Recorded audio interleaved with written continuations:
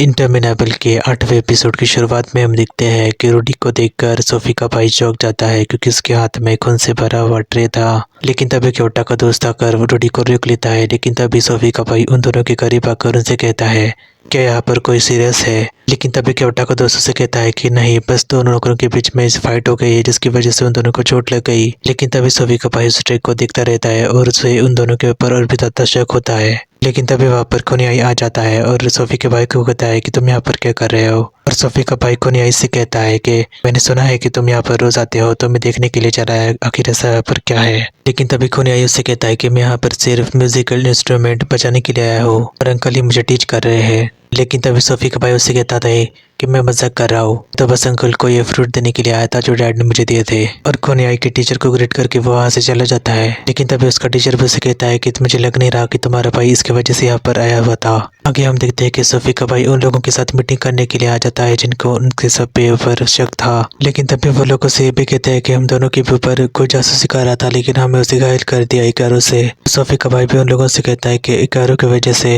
वो उसके बारे में सोचता है जो एरो रूडी के ट्रे में रखा हुआ था। आगे हम देखते हैं कि कोनियाई घर पे आ जाता है और उसके पापा को ग्रीट करता है। लेकिन तभी उसके पापा कहते हैं कि तुम्हारा भाई भी आया था, मुझे यकीन नहीं हो रहा कि वो एक बूढ़े आदमी को ग्रीट करने के लिए गया। ताकि वो कोनियाई से कहता है कि तुम्हारा भाई अब बदल नहीं रखा है। लेकिन तभी सीन उसे कहता है कि मुझे तो उस पे ऊपर शक है और कोनियाई भी उसे कहता है कि उस पर नजर रखो। लेकिन तभी कोनियाई सीन को रोक देता है। आगे हम देखते हैं कि क्योटा का दोस्त सभी नौकरों को कहता है कि यहाँ पर अच्छे से देखभाल करो, कोई भी हरकत हो तो मुझे जरूर बताना। लेकिन तभी हम देखते हैं कि एक नकाबपोश आदमी वहाँ पर अंदर घुसने की कोशिश करता है। लेकिन तभी सीन उसे पीछे से पकड़ लेता है। लेकिन तभी जब सीन उसे पकड़ने वाला था वो वहाँ से भाग जाता है। और अगली सुबह हम देखते हैं कि क्योटा और रूडी डांस की प्रैक्टिस में इंतजार कर रहे थे। लेकिन तभी वहाँ पर उसका दोस्त आ जाता है और उससे कहता है कि तुम्हारी माँ की तबीयत अभी कैसी है। और क्योटा उससे कहता है कि अच्छी है। लेकिन तभी उसका दोस्त उससे कहता है कि मैं तुम्हारी माँ को देखने के लिए जरूर आऊंगा। लेकिन तभी रूडी क्योटा से कहती है कि तुम बहुत दिनों तक यहाँ पर नहीं आए हो, तुम्हें पता है कि यहाँ पर क्या क्या हुआ, एक चोर घुस गया था। लेकिन तभी आगे रूडी उसे घायल शख्स के बारे में बताने लगती है। लेकिन तभी उसका दोस्त उसे कहता है कि रूडी, हमने ये कहा गया है कि किसी को इसके बारे में मत बताना। लेकिन तभी रूडी उसके दोस्त से कहते हैं कि क्योटा तो हमारे साथ ही है। लेकिन तभी वहाँ पर उसके टीचर वहाँ पर आ जाते हैं और क्योटा को देखकर सरप्राइज होते हैं और उससे कहते हैं कि अपनी डांस की प्रैक्टिस के ऊपर ध्यान दो, जल्दी इस फेस्टिवल आने वाला है जहाँ पर तुम्हें परफॉर्म करना है। लेकिन तभी क्योटा कोनियाई को भी दिखने लगता है कि कब वो आएगा। लेकिन तभी दूसरी तरफ हम देखते हैं कि सोफी का भाई जल्दी में कहीं पर जा रहा था। लेकिन तभी वहाँ पर कोनियाई आ जाता है और उसे कहता है कि तुम कहाँ पर जा रहे हो। लेकिन तभी सोफी का भाई उसे ताना मारते हुए कहता है कि तुम्हें मेरे काम में कोई भी दखलअंदाजी करने की जरूरत नहीं है। लेकिन कोनियाई उसे कहता है कि गलत लोगों के साथ उठना बैठना बंद कर दो। लेकिन तभी सोफी का भाई उससे और गुस्सा हो जाता है और उससे कहता है कि तुम तो अनाथ हो, मेरे बारे में ऐसी बातचीत करना बंद कर दो। और कोनियाई के ऊपर गुस्सा होने के बाद सोफी का भाई व्यवहार से चला जाता है। और आगे हम देखते हैं कि कोनियाई और सीन मार्केट से होते हुए जा रहे थे। तभी सीन उसे चोर के बारे में बताता है जो वहाँ पर कल रात को घुसाया था।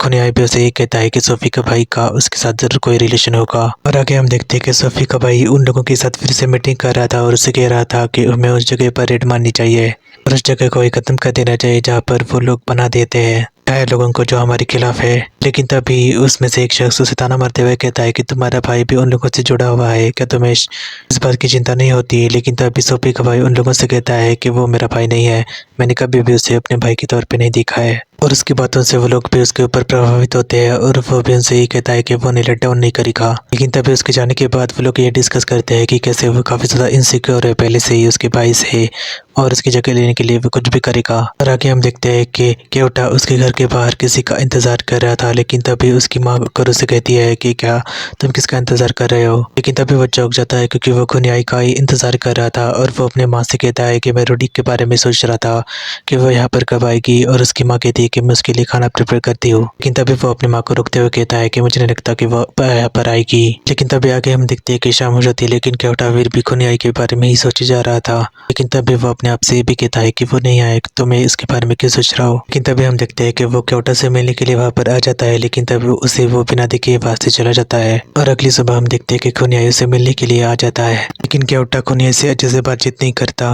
कोनियाई भी उसे समझाने की कोशिश करता है। लेकिन तभी वो देखता है कि एक नकाबपोश आदमी उसके ऊपर हमला कर देता है और वो उसके साथ हाथापाई करने लगता है और क्योटा से कहता है कि तुम यहाँ से भाग जाओ। लेकिन तभी वो देखता है कि पीछे से एक और आदमी कोनियाई के ऊपर हमला कर देता है और कहानी फिर से प्रेजेंट में आ जाती है जहाँ पर क्योटा प्रे कर रहा था और उसे वो सब याद आ गया था। और उसकी आवाज़ सुनकर रूडी और उसका भाई भी अंदर आ जाते हैं। उससे कहता है कि क्या हुआ, लेकिन क्या उनसे कहता है कि खुनियाई खतरे में है। और रोडी भी क्या उसे कहती है तुम क्या बात कर रहे हो। लेकिन तभी वो रोडी से खुनियाई के बारे में चिंता जताता है कि उसने मेरी जान बचाई और वो भी अभी मेरी वजह से खतरे में आ गया है। लेकिन तभी रोडी का भाई भी उससे कहता है कि हमने तुम्हारी माँ से वादा किया है कि हम तुम्हें कुछ भी नहीं होने देंगे। लेकिन तभी वो उसे एक म्यूजिक सुनाने दे रही थी और वो रोडी से कहता है कि एक म्यूजिक खुनियाई बजाया करता था और वो बाहर आकर खुनियाई को देखने लगता है। लेकिन तभी रोडी का भाई और वो भी वहां पर आ जाते हैं और उसे कहते हैं कि हमें तो कोई भी आवाज सुनाई नहीं दे रही है। रोडी भी क्योटा से ही कहते हैं कि तुम काफी ज्यादा ओवर थिंक कर रहे हो। रोडी का भाई भी क्योटा से ही कहता है कि तुम जाकर आराम करना चाहिए, तुम बहुत ही ज्यादा थक गए होगे। और खुनियाई भी उसे यही कहता है कि जाकर आराम करो क्योटा। और आगे हम देखते हैं कि खुनियाई इमोशनल भी हो गया था। और आगे हम देखते हैं कि खुनियाई के बारे में ही सोचते हुए क्योटा को नींद नहीं आ रही थी। तो दूसरी तरफ खुनियाई भी इनसे कह रहा था कि तुम कैसे हो अभी। लेकिन तभी सिन को वहां पर आने का किसी को एहसास होता है और वो कहता है कि वहां पर कौन है। खुनियाई भी कहता है कि क्योटा। और आगे हम देखते हैं कि क्योटा अंदर आ जाता है और उसे कहता है कि खुनियाई तुम यहाँ पर हो क्या, मुझे तुम्हारी काफी ज्यादा फिक्र हो रही है। लेकिन तभी क्योटा को खुनियाई की आवाज भी आती है और वह आगे देखते हैं कि और आगे हम देखते हैं कि क्योटा खुनियाई के लिए प्रे भी करने लगता है और खुनियाई भी उसे ही कहता है कि तुम सही प्रे करते रहोगे तो खतरे में आ जाओगे। लेकिन तभी आगे हम देखते हैं कि क्योटा फिर से उसकी पिछली जिंदगी के बारे में सोचने की कोशिश करता है और उसे याद आता है कि जब खुनियाई के ऊपर हमला हुआ था तो वो किसी और ने नहीं बल्कि उसके भाई के ने किया था। और वो उसने वैसे ही कहता है कि खुनियाई पापा को डिसअपॉइंट मत करो। उसका भाई भी चौंक जाता है कि उसे उसने पहचान लिया था। लेकिन तभी वहां पर सिन भी आ जाता है और उन दोनों की हेल्प करता है। लेकिन तभी आगे क्योटा दिखता है कि खुनियाई घायल हो गया था और वो उससे कहता है कि तुम मेरे घर चलो। लेकिन खुनियाई कहता है कि तो इस वजह से तुम और तुम्हारी माँ मुसीबत में आ जाएंगे। लेकिन तभी क्योटा उसे कहता है कि फिर हमें कहाँ जाना चाहिए। और खुनियाई उसे कहता है कि मैं एक जगह जानता हूँ और वो वहां पर आ जाता है। और क्योटा भी खुनियाई की जख्मों पर मलहम लगाने लगता है और खुनियाई भी उसे माफी मांगकर कहता है कि मेरी वजह से तुम इसमें फंस गए।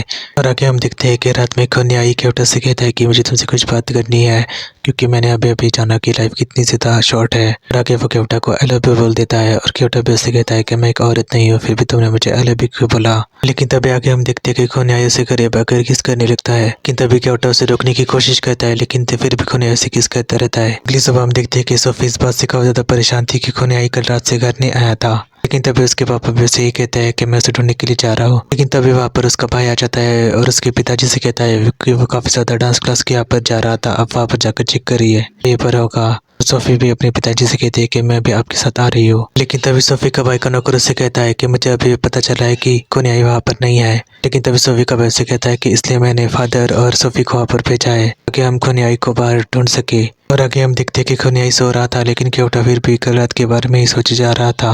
लेकिन तभी वो देखता है कि खुनियाई भी उठ जाता है और वो उसकी नहाने में मदद करता है। लेकिन तभी क्योटा खुनियाई से कहता है कि जो रहा हमारे बीच में हमें से भूल जाना चाहिए। लेकिन तभी खुनियाई उसे अपने करीब खींचकर किस करने लगता है और आगे क्योटा भी उसे किस करता है। लेकिन तभी वहाँ पर सिन आ जाता है और वो लोग उसे कहते हैं कि तुम कैसे हो। सिन कहता है कि कोई मेरा कुछ भी नहीं बिगड़ सकता। लेकिन तभी सिन उन लोगों से कहता है कि सब लोग आपको ढूंढ रहे हैं, आपको जल्दी से जल्दी घर जाना चाहिए। और आगे हम देखते हैं कि क्योटा की माँ को उसका दोस्त यही बता रहा था कि हमने उसे सब जगह ढूंढा लेकिन वो कहीं पर भी नहीं मिला। और उसकी माँ भी उसके लिए काफी ज्यादा चिंतित थी। लेकिन तभी वहाँ पर क्योटा आ जाता है और उसकी माँ को उसके देखकर काफी ज्यादा खुशी होती है। लेकिन तभी क्योटा का दोस्त गुस्से में खुनियाई की तरफ दौड़ता है लेकिन तभी सिन उसे रोक देता है। क्योटा भी आगे आ जाता है और उसके दोस्त से कहता है कि इन्होंने मेरी जान बचाई है। उसकी माँ भी कहती है कि तुम्हारे साथ आखिर क्या हुआ है। और खुनियाई उनसे कहता है कि हमारे पीछे गुंडे पड़ गए थे। और उसका दोस्त भी उसे ताना मारते हुए कहता है कि उनका टारगेट क्योटा नहीं था बल्कि खुनियाई ही था। लेकिन तभी क्योटा की माँ भी उसे थैंक यू बोलती है उसकी बेटी की रक्षा करने के लिए। लेकिन तभी खुनियाई उन्हें दोनों के बीच में पता नहीं वाला था। लेकिन तभी सिन उसे रोक देता है और वहां से लेकर जाता है। लेकिन तभी रोडी भी क्योटा से आकर कहती है कि तुम कैसे हो। तो दूसरी तरफ हम देखते हैं कि सिन भी खुनियाई को रोकने की कोशिश कर रहा था लेकिन खुनियाई से कहता है कि मैं सच बता कर ही रहूंगा। लेकिन सिन उसे कहता है पहले तुम्हें घर जाना चाहिए, वहाँ पर काफी ज्यादा तहल चुका मचा हुआ है क्योंकि तुम कल रात से घर पर नहीं गए थे। कहते हैं कि सोफी और उसके पिताजी घर वापस आ जाते हैं लेकिन वो इस बात से डिसअपॉइंट थे कि खुनियाई उन्हें नहीं मिला था। लेकिन तभी वो सब देखते हैं कि खुनियाई और सिन अंदर एंटर करते हैं। सोफी को भी काफी ज्यादा खुशी होती है खुनियाई को देखकर लेकिन उसका भाई भी उसकी तरफ गुस्से से देखता है। लेकिन तभी सोफी उससे कहती है कि तुम कहाँ पर थे और तुमने ऐसे कपड़े क्यों पहने हैं। लेकिन तभी खुनियाई भी रोडी के सोफी के भाई की तरफ दिखता है और तभी इंटरमिनेबल का 8वां एपिसोड वहीं पर खत्म हो जाता है।